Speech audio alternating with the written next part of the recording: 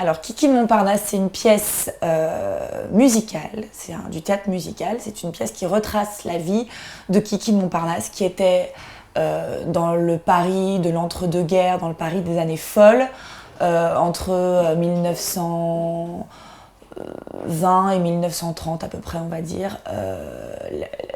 L'égérie de toute une époque et l'égérie de tout un quartier, le quartier de Montparnasse, et la muse de Man Ray, et la compagne de Man Ray, et la muse de tous les peintres qui ont vécu à Montparnasse dans les années 20 et 30, Modigliani, Fujita, Soutine, Kissling, Père Krog, etc. Donc on raconte sa vie, on retrace sa vie de son arrivée à Montparnasse quand elle était extrêmement jeune jusqu'à la fin de sa vie, la descente aux enfers, voilà, et puis sa fin tragique. Voilà.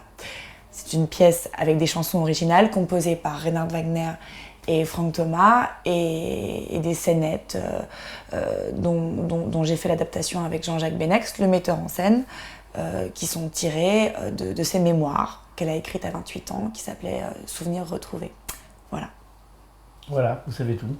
Le projet est né de ma collaboration avec Franck Thomas, qui est un grand auteur de chansons, qui a écrit beaucoup de chansons depuis longtemps, et qui a beaucoup d'idées toujours sur les sujets.